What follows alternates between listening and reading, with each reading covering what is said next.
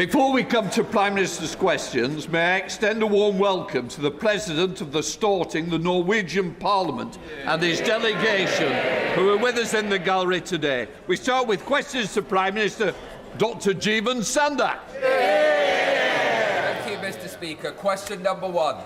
Minister. Thank you, Mr. Speaker. In recent days, I've spoken extensively to our international allies, including European leaders and others, the US and NATO. We will continue to engage constructively to resolve issues, particularly relating to international security, applying the principles and values that I set out on Monday. Mr. Speaker, in addition this week, the government has announced a landmark investment to support children with special educational needs, overhauled our water system, and today launched a £15 billion plan to create warm homes. At home and abroad, this Labour government is delivering for the British people. This meeting I had meetings with ministerial colleagues and others.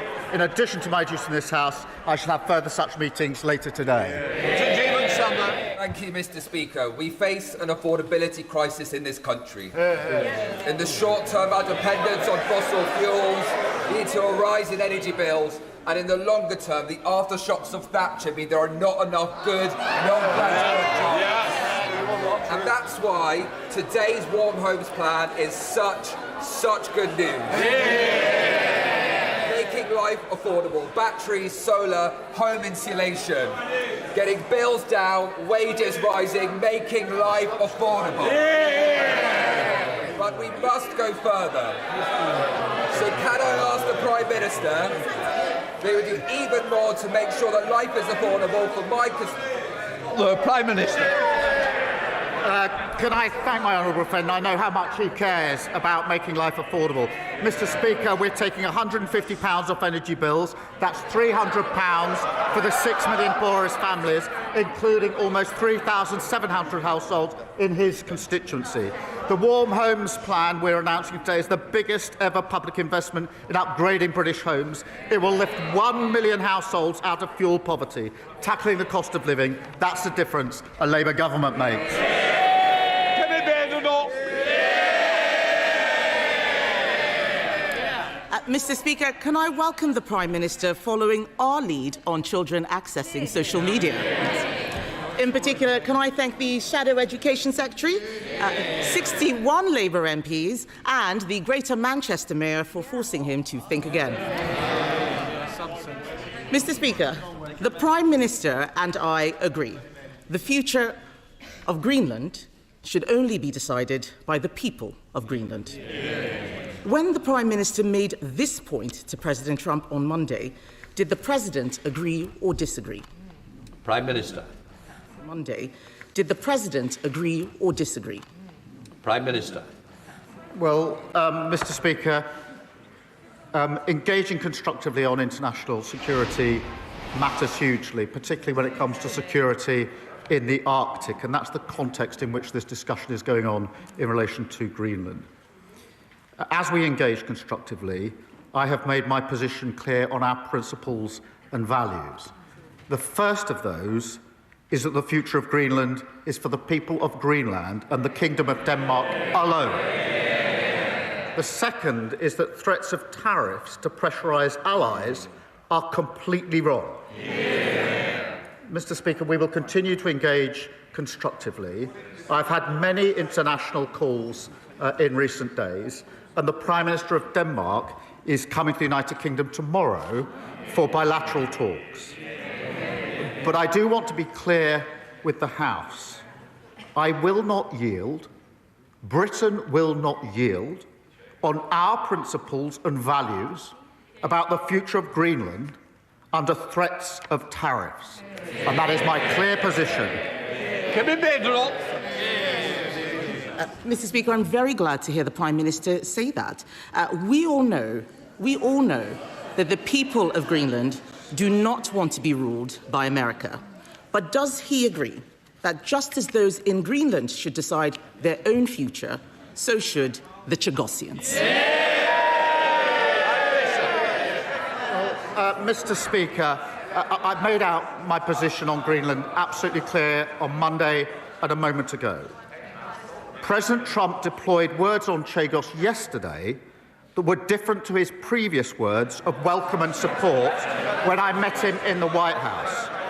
He deployed those words yesterday for the express purpose of putting pressure on me and Britain in relation to my values and principles on the future of Greenland. Mr. Speaker, he wants me to yield on my position, and I'm not going to do so. Given that that was his express purpose, I'm surprised the Leader of the Opposition has jumped on the bandwagon. I had understood her position, Mr. Speaker, I had understood her position to be that she supported the government's position on the future of Greenland. Now she appears to support words by President Trump to undermine the government's position on the future of Greenland. She's chosen naked opportunism over the national interest. Mr. Speaker, we'll note that when I asked him what the President told him, he couldn't tell us. Now he expects us to believe he knows what's going on in President Trump's mind. Let me remind him, his Deputy Prime Minister, then Foreign Secretary, used to say that if President Trump didn't like the deal, it wouldn't go ahead. And let's look at what President Trump actually said. The Chagos deal is an act of great stupidity and a sign of total weakness. We didn't need President Trump to tell us that. We've been saying this for 12 months. And let's remind the Prime Minister, President Trump thought that we were doing this, that the Prime Minister is doing this for money. The Prime Minister is giving away territory we own, and why doesn't he just scrap this terrible deal and put the money into our armed forces? Prime Minister. The words from President Trump were expressly intended to put pressure on me to yield on my principle. What he said about Chagos was literally in the same sentence as what he said about Greenland. That was his purpose. And the future of Greenland is a binary issue that is splitting the world at the moment with material consequences. I've been clear and consistent in my position on the future of Greenland. The future is for Greenland and the Kingdom of Denmark alone. The Leader of the Opposition has taken 3 positions in 10 days. 10 days ago, she said Greenland was, in her words, a second-order issue. 4 days ago, she said she supported our position on Greenland. Now she's backing arguments intended to undermine our position, Britain's position on Greenland. This is an important national moment, and yet again the Leader of the Opposition has shown she is incapable of rising to it. I've already told him we agree on Greenland. I'm asking about the Chagos deal. That money, that £35 billion, should go to the armed forces. Mr. Speaker, the world is changing. We are in a very different place, the most dangerous international environment since the end of the Cold War. Last week, the head of the armed forces, not me, the head of the armed forces warned that our military faces a £28 billion shortfall. Is he right? Prime Minister. Mr. Speaker, I'm proud we're spending more on defence than... Prime Minister. Mr. Speaker, I'm proud we're spending more on defence than any time since the last Labour government. The Strategic Defence Review is back the biggest sustained increase in defence spending since the Cold War. That's £270 billion this Parliament, making defence an engine of growth. That is a stark contrast. Ben Wallace, the longest-serving Conservative Defence Secretary, openly admitted that under their watch our armed forces were hollowed out. Order. Mr. Bowitt and Mr. Cartledge, it is continuous week in, week out, and there's a couple over here who will also be going out for a cup of tea with you. Please, calm it down, or you know the consequence. Prime Minister. Mr. Speaker, they shout on a Wednesday and they defect on a Thursday. The loudest shouter used to be the former Shadow Justice. We should take a note of who's shouting most loudly this week. Kemi Badenoch. Mr. Speaker, the Prime Minister wants to talk about defections. Let me tell him that when I had someone undermining my party, I sacked him. If he sacked... Mr. Speaker, if he sacked...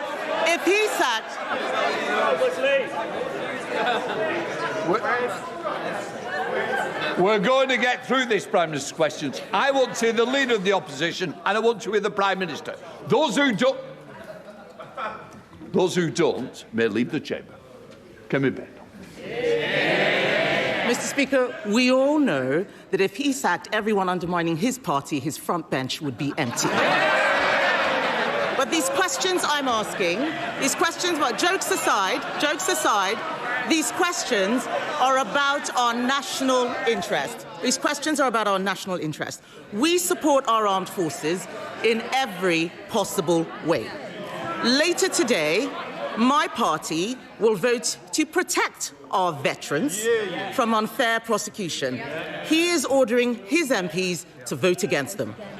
In our national interest, and for the sake of all the brave people in the armed forces, past, present and future, will the Prime Minister do the right thing and vote in support of our veterans, not against them? Mr. Speaker, she's claiming stroke. She read the guy's defection letter and then at that point decided to sack him. What was she going to do? Correct the typos and give it back to him?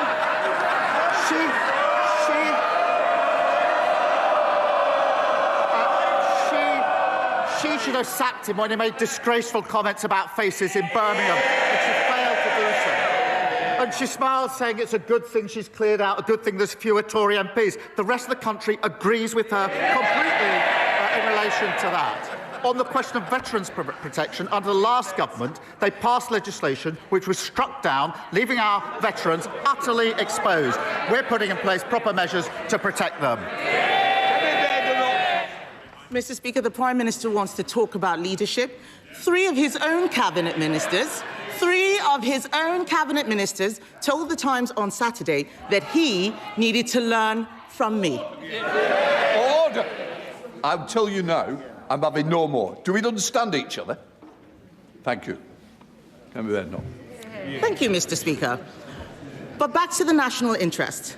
Instead of acting in it, Mr. Speaker, the Prime Minister just tries to get through the day. On the Chinese spy hub embassy, he's too weak. On Chagos, he's too weak. On funding for the armed forces, he's too weak. On protecting our veterans from prosecution, he's too weak. Yes.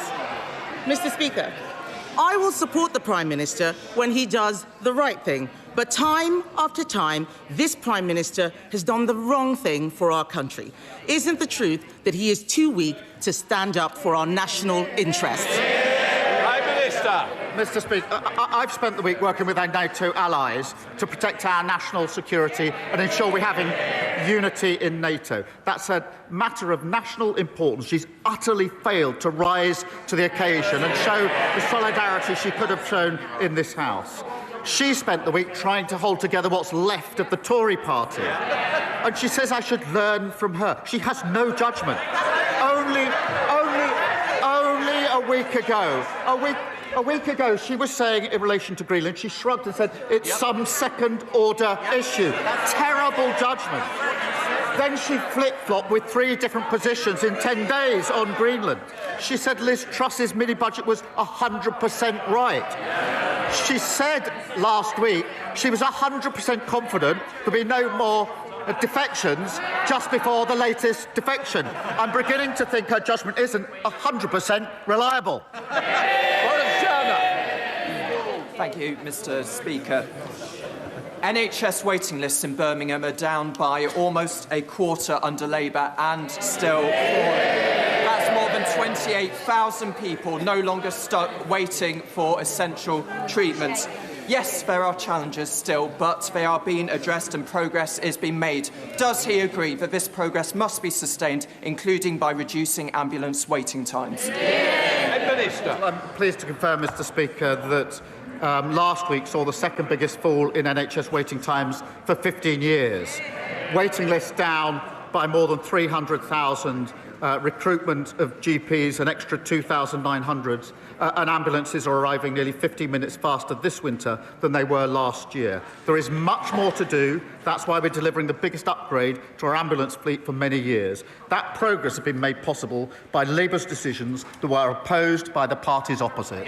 Leader of the Liberal Democrats, Ed Davey. Thank you, Mr. Speaker. We remember how Tony Blair ignored warnings from these benches and tied himself to an unpopular American president and a disastrous foreign policy, while close allies like Canada and France looked on in horror. With Donald Trump increasingly acting like a crime boss running a protection racket, threatening to smash up our economy unless he gets his hands on Greenland, will the Prime Minister avoid Blair's historic mistake, take our advice this time, and join Prime Minister Carney and President Macron in standing up far more strongly to President Trump? Prime Minister. Well, he clearly isn't listening. I said I will not yield on the principles and values that I uphold, this country upholds, in relation to the future of Greenland. But the relationship with the US matters, especially on defence, security and intelligence and nuclear capability, also on trade and prosperity. Mr. Speaker, whilst he's trying to get sound bites, we mustn't forget a war is raging in Europe. It is in its 4th year. The Russians are raining bombs down on Ukrainian civilians day and night. Temperatures were -20 in Kyiv last night. 60% is without power. People are erecting tents to keep themselves warm. We have to work with our allies, including the US, on security guarantees to make sure we can do what we must do in relation to Ukraine. Now, that does not mean we agree with the US on everything, and I've been absolutely clear on my position on Greenland and my position on tariffs, but it is foolhardy to think that we should rip up our relationship with the US, abandon Ukraine, and so many other things that are important to our defence, security and intelligence. Of course, we're not arguing that, Mr. Speaker. We're arguing he follows France and Canada, our close allies. But here's one thing that we can agree on, Mr. Speaker, that the UK strengthens our defensive capabilities, like the Prime Minister said earlier. But, Mr. Speaker, the government is going far too slow in investing in our defensive industries. It hasn't even published the defence investment plan that was promised last autumn. And that delay is putting critical industries like helicopter manufacturing based in Yeovil at risk. Putin is waging a war in Europe. Trump is threatening to undermine NATO. We have to rearm fast. So why won't the Prime Minister just get on with buying great British helicopters made in the West Country? Prime Minister. Well, Mr. Speaker, that's about the cheer across the whole country. Mr. Speaker, we are increasing defence spend to the biggest spend since the last Labour government. We are doing that because of the decisions we took at the budget in relation to the money that's available. He wants more money on defence spending. He wants it faster. What did he do at the budget? Did he stand up and say, I support this? No, he voted against it, against the measures necessary to carry out the upgrade. Steve Yem. Thank you, Mr. Speaker. Sadly, on Christmas Day, my constituent Beryl Barrett passed away after tragically falling into an unrepaired pothole, and I'm sure the whole House will wish to share my condolences with the family. In my constituency of Mansfield, there are literally thousands of potholes in our roads which Notts County Council are failing to repair. Does the Prime Minister agree with me that it's time the Council took action to repair our roads? And will he meet with Beryl's family so that we can work together to ensure that no more accidents like this happen again? Prime Minister. Can I send my deepest sympathies to Beryl's family, and I will make sure the Roads Minister meets the family at the earliest opportunity. Mr. Speaker, it shows why tackling potholes really matters. We're investing £2 billion in East Midlands to fix the roads and improve local transport. We're also putting in place tough new standards so that councils must prove they're fixing roads properly. And I'm pleased many excellent Labour councils across the country are leading by example. Dr Elijah. Thank you, Mr. Speaker. For decades, our rivers, lakes and seas have paid the price of a failing system, so the Water White Paper is a welcome first step in beginning to set things right. But there's a glaring gap. Agricultural pollution contributes 40% of the pollution in our waterways, but merits only one single page in this White Paper. Can the PM tell me why on earth this is the case, and when he will start working with farmers to support river-friendly farming practices and treat agricultural pollution as seriously as sewage pollution? Prime Minister.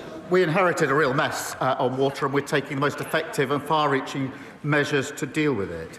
But I have to say, as someone who stood to lead her party, I wonder what she makes of how her leader is responding to this global uncertainty.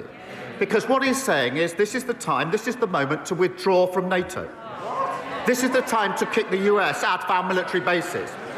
This is the time to negotiate, hear this, with Putin to give up our nuclear deterrent. I'm sure Putin will be very quick on the line for that one. It's as reckless and irresponsible as their plan to legalise heroin and crack cocaine. That's the Green Party now, high on drugs, soft on Putin.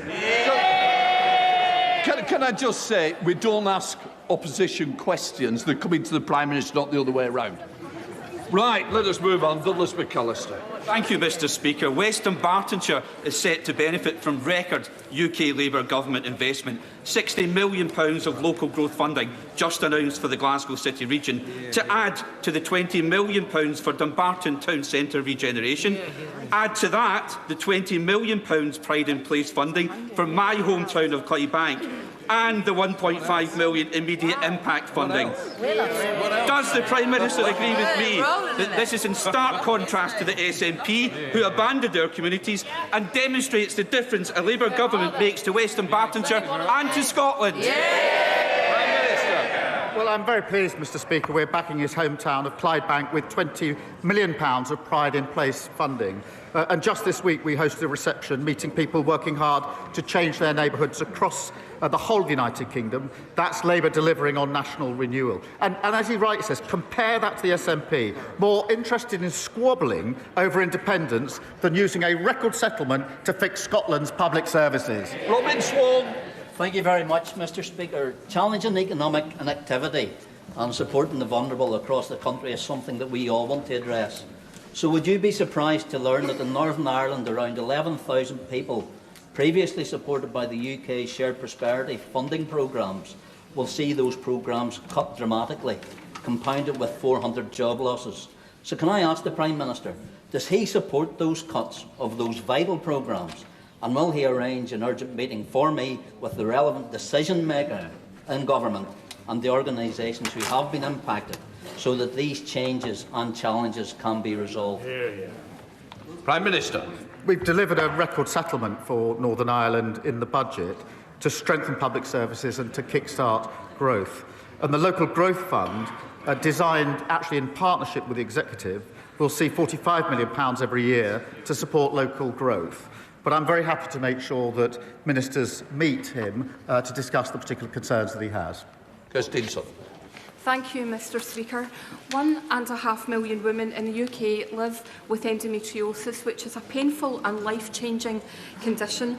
As chair of the Endometriosis APPG, I met Jessica Smith and Endo Warriors West Lothian to discuss their campaigns for a national endometriosis registry to capture and audit diagnosis, treatment and outcomes. Will he join me to commend the work of Jessica, Endo Warriors West Lothian and Endometriosis UK, and will he meet with me to discuss creating a registry to improve the lives of women living with endometriosis? Prime Minister. Well, let me pay tribute to her and all women and others who are campaigning on these vitally important issues.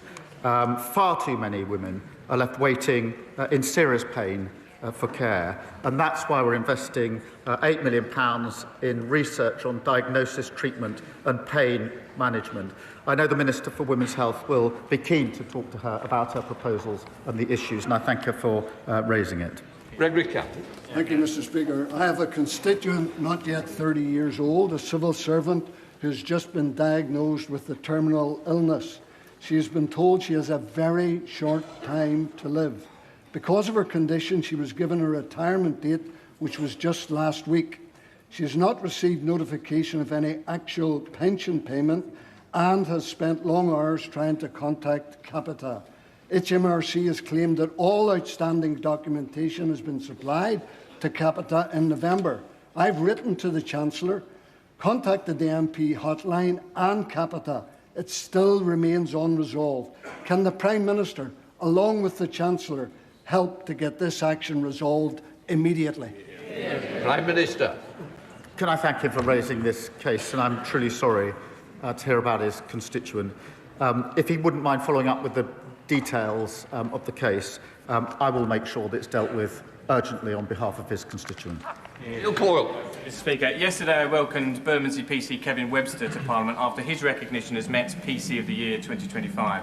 Will the Prime Minister commend Kevin for his local work and that of Southwark Labour Council's amazing nighttime antisocial behaviour team? Will he tell us when they'll have new powers under the Crime and Policing Bill? And will he remind the Met that its access standards require all local officers like Kevin to be a maximum 20-minute walk from their ward, a policy currently going unmet in Rotherhithe? Prime Minister. Can I congratulate Kevin and thank police across our country working hard to protect our communities? The party opposite decimated local policing and we're restoring it. There'll be 3,000 more neighbourhood police on our streets by spring, an example of the change people will feel this year. Our Crime and Policing Bill will give officers more powers to tackle knife crime, shoplifting and antisocial behaviour. I want officers to have those powers as swiftly as possible. The Tories and Reform voted against them. My constituents in Chester South and Eddisbury are deeply concerned by proposed cuts to police community support officers across Cheshire. The Labour Police and Crime Commissioner, Dan Price, was silent on this issue, seemingly content to see numbers slashed across the county until residents and local MPs spoke out. Now he seeks to present himself as campaigning to save PCSOs, whilst proposing to substantially increase the precept, all at the same time as planning to increase spending on his office by £513,000 next year. Does the Prime Minister agree that this represents a failure of leadership and that that money would be far better spent increasing PCSOs on our streets? Prime Minister. This comes from the party that broke our criminal justice system, just like the fact they broke our economy and our NHS. They hollowed out local policing. We're restoring it. There'll be 3,000 new officers in spring of this year. Thank you, Mr. Speaker. The thug in the White House has shown that he doesn't listen to grovelling or sycophancy. He'll continue to harm British interests, no matter how compliant we are, and, like all bullies, he will always find the weakest link. Will the Prime Minister close ranks with our European allies and commit to retaliatory tariffs? Well said. Prime Minister. Mr. Speaker, I've made our position clear. I've set out my principles. I'm not going to yield on those principles. But as I said on Monday, of course we need to protect our national interest, and we will always protect our national interest. But simply hurtling at the first opportunity into a trade war is going to hurt working people and businesses across the country. And that is why I'm working hard to make sure we do not get to that point, and I'll continue to act in the national interest. Thank you, Mr. Speaker. Now, the Prime Minister may be aware that my local authority in the East Riding of Yorkshire is the lowest funded per pupil for children with special educational needs and disabilities, and that his local authority in Camden is the highest, an inequality he has repeatedly pledged to end. Well, Mr. Speaker, the results are in. Next year, children in my local area will receive just under £1,000. Children in his local area will receive over £3,800. The gap is getting wider. So can the Prime Minister explain to the House why he thinks children in my constituency are worth so much less than the children in his? Prime Minister. We're applying their formula. The one that you put in place in government. We're changing it. Special educational needs is probably raised with me more than any other issue in this House. We're proposing reforms. The issue he's highlighted, the problem he's highlighted... Order. Sorry, Prime Minister. Mr Oldham. as Shadow Secretary of Transport, you'll begin the express train and it'll be out of it. I think he may be making himself the next candidate for the Thursday defection, because it's oh, maybe it's someone else. Those that shout loudest end up over there. And I thank Reform supporting our recycling moves, because soon they're going to be a party entirely made up of... Order, Prime Minister. Mr Holden, I think you need to leave. No.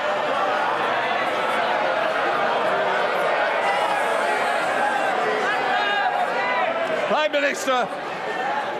OK, Rebecca Long-Bailey. Thank you, Mr Speaker. Police officers in Greater Manchester are facing exceptional pressures as they work to keep our communities safe from horrific terror threats, hate crime, organised crime and regular mass large-scale protests. But despite this, GMP received the second lowest percentage funding increase of any police force under the provisional settlement, leaving it £12 million worse off. Now, I know the Prime Minister will share my concerns, so will he urgently work with the GM Mayor, Deputy, myself and Greater Manchester MPs to ensure that GMP has the funding it truly needs to keep our communities safe? Here. Prime Minister. Can I thank her and say I was humbled to visit Greater Manchester Police after the Heaton Park synagogue attack. The professionalism and bravery that they showed was remarkable.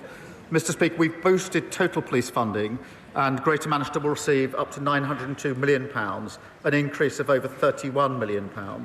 I want to reassure my honourable friend we'll continue to work with her and local leaders to make our streets safe. Matthew. Thank you, Mr Speaker. My constituency of Melksham and Devizes does not have a minor injuries unit, leaving many to travel far afield to Bath or Swindon to access A&E services. Would the PM please meet with me to discuss the need for an expanded hospital provision in my constituency? Thank you. Prime Minister. Thank him for raising this on behalf of his constituents. I will make sure he gets the meeting with the relevant minister to talk through his particular concerns so that we can seek to address them. Jasmine Qureshi. Thank you, Mr Speaker. After 14 years of Conservative austerity, councils are finally getting the support they need to deliver for residents. In my constituency of Bolton South and Walkden, under the leadership of Councillor Nick Peel in Bolton and Mayor Paul Dennett in Salford, increased funding is being turned into restoring frontline services, investment in town centres and support for families. Does the Prime Minister agree that the councils need serious leadership and long-term funding certainty to deliver, not short-term protest politics that put services at risk? And will he commit to continuing that support? Prime Minister. Well, I thank her for her question. Labour's boosting funding for councils that were chronically underfunded by the party opposite. I pay tribute to Labour councils delivering results for her community in stark contrast to the division and chaos we've seen from Reform councils wherever they've been elected. Katie Lamb. Tens of thousands of people across Kent and Sussex were without running water last week. While the response of South East Water was shambolic, the Staplehurst Emergency Help Team got a bottled water supplier, set up a collection station and delivered water to vulnerable people. Using only volunteers, they supported local people, businesses, farms and care homes with 20,000 bottles of water.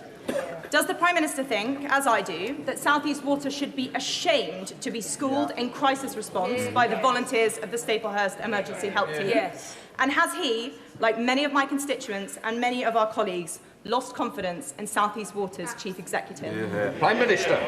Well, I thank you for raising. The situation is completely unacceptable, and we welcome Ofbot's investigation into the company. That is the right thing. The Environment Secretary met company bosses last week to stress the need for accountability, and ministers are continuing to chair daily meetings. But it is totally unacceptable and it needs to be fixed. Lee Barron. Thank you, Mr Speaker. For too long, many of my constituents in Corby and East Northamptonshire have not had access to good, secure, well-paid jobs. We made a commitment in our manifesto that we would change that.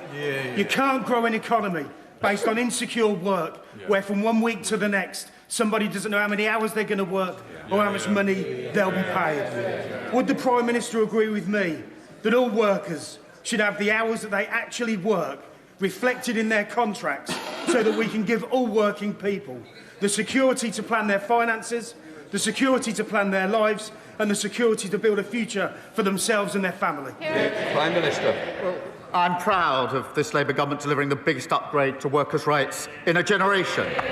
And we're ending exploitative zero-hour contracts, ending unscrupulous fire and rehire practices, plus parental leave and sick pay.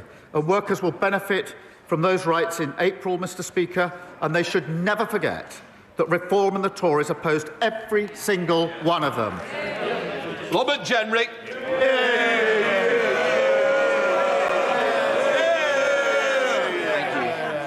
Mr Speaker, one of the last meetings that I took as Shadow Justice Secretary was with the parents of Lenny Scott. Lenny Scott was an exceptionally brave prison officer. He uncovered corruption in his prison. He left the service, and years later he was hunted down and brutally murdered. Because he died after leaving active service, there was never any compensation paid to the children that he left behind. I know the Prime Minister would want to right this wrong. I wrote to the Justice Secretary privately after I discovered this, and I should say his parents never asked for any support. Would the Prime Minister correct this, ensure that this brave man's children have the support that they need as they grow up without the father that they deserved, and join me in thanking all the brave men and women who serve us in our prison service? Prime Minister. Well, I thank him for raising this, and I will make sure that it is looked into as a matter of urgency, given the circumstances he's set out. Fred Thomas. Thank you, Mr Speaker. I strongly welcome the government's decision to consult on introducing a social media ban for under-16s, something, Mr Speaker, that the Tories didn't do in office, and they didn't even support until last week. But the average 12-year-old now spends 29 hours a week on a smartphone, whilst more than 500 children a day are being referred to mental health services for anxiety. These stats are not unrelated. Parents, teachers and members across these benches can see the damage that social media is doing to our young, developing minds every single day. Does the Prime Minister agree that the scale of harm demands swift action and that this consultation must lead to timely decisions? Prime Minister. Mr Speaker, this is an issue of real concern to parents. As a father of two teenage children, I know just how much concern it is. That is why we will have a consultation to look at expert and international evidence to get this right, and we will respond by the summer. And that includes looking at the question of the age that children can access social media and restriction on addictive features. I'm also concerned, as is the Education Secretary, about the screen time use for those under the age of 5. So we'll look at all of those issues and make sure that Ofsted checks enforcement of bans during schools. Mr Speaker, the Bertie Arms is a fantastic family pub, but because of the Chancellor's tax raid on local business, they face a 2,000% increase in their business rates by 2029. That means the Treasury will lose £200,000 in tax take, and Uffington will lose the heart of its community. Now, the Prime Minister promised not to put up taxes on working people, so how does he justify a 2,000% tax attack on working family businesses like this pub? Prime Minister. Well, Mr Speaker, we're working with the sector to put in the necessary support, but I would remind her that 7,000 pubs closed on their watch, and she didn't say a word about it. Alice MacDonald. Thank you very much, Mr Speaker. Norfolk is a dental desert, causing real suffering for my constituents. I welcome government action so far, including 21,000 extra urgent emergency appointments. But we are the only region without a dental school. The University of East Anglia is ready to open one. So could the Prime Minister set out what more we will do as a government to tackle the dentistry crisis, and will he back our calls for a new dental school in our region? Prime Minister. Well, since day one, she's fought for her constituents on this issue, and I pay tribute to her in relation to that. I agree the University of East Anglia would be an excellent candidate for any additional funded dentistry places available in the future. Mr Speaker, we're also reforming contracts and making sure dentists spend more time working in the NHS to ring thousands of extra appointments to fix the failure that we were left with. Final question, Gideon Amos. Thank you, Mr Speaker. Children with disabilities and special educational needs in Somerset will be severely... Well, we're just stepping away from Prime Minister's questions there. Also keeping half... Those councils with the largest land area in the country, of which Somerset is one, are properly reimbursed for the cost of remoteness so that children in my Taunton and Wellington constituency do not suffer as a result. Prime Minister. Well, we do understand the challenges in rural communities, and we'll look at that as part of the work we're doing on reform.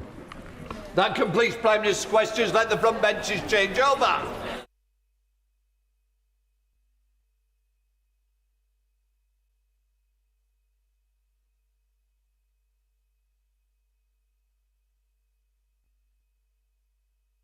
In order to act in the UK interest, be it, for example, on tariffs.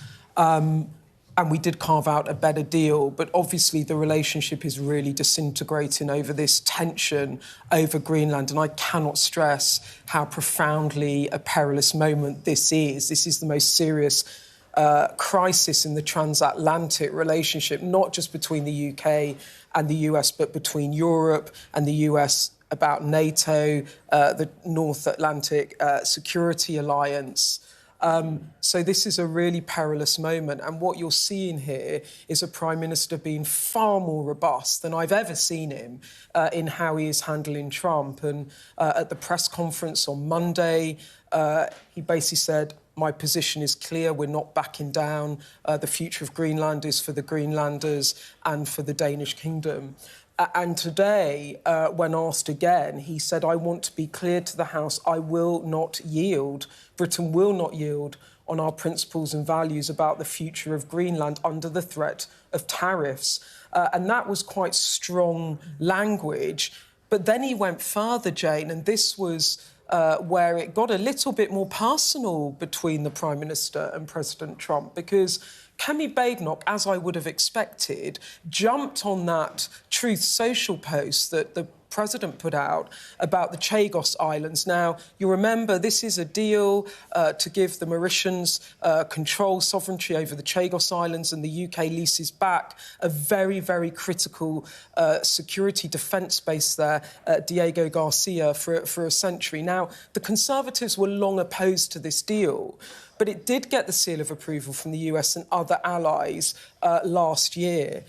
And now President Trump criticised this deal, called it an act of stupidity, in what the UK government really saw him lashing out at the UK and the Prime Minister because he did not agree to accede to Trump on Greenland.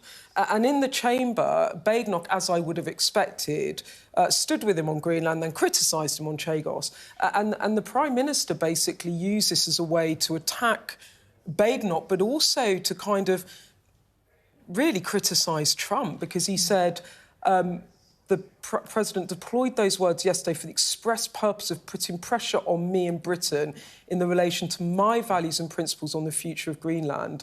He wants me to yield on my position. I am not going to do so. So very strong, saying, I see the game here, President Trump, and I'm not moving. But then actually he quite deftly then turned it on Badenoch and said, this is opportunism, that you are jumping on the bandwagon and you are undermining the UK national interest, and you are basically not being statesmanlike. And in this moment where the British people need solidarity over this much bigger issue around Greenland and the future of the alliance, you are taking, as he would say, naked opportunism to undermine me. And briefly, Beth, do you think that was opportunistic? Do you think she got the tone slightly wrong? Yeah, I think, I do think she got the tone slightly wrong, because actually, I think it's absolutely fair enough for Badenoch to say we are opposed to the Chagos deal. She has been the whole way through. But the fact it was so clearly, explicitly linked by Trump in the message he put out to trying to pressure the UK over Greenland, and he has approved it in the past, it sort of undermines the argument. And so I think she could have shown her opposition to Chagos without getting into the politics of it. And by doing so, she allowed, really, the Prime Minister there to take the higher ground and underline that there is a debate over whether the UK has done a good deal or bad deal over Chagos, but that kind of got lost in the moment. And actually, if you look at kind of where all the political parties were and the sort of solidarity behind the UK over Greenland, I think she got the tone wrong. And in doing so, Starmer was able in the moment to look very statesmanlike and make her look a rather diminished leader. OK, really interesting. Beth, thank you very much.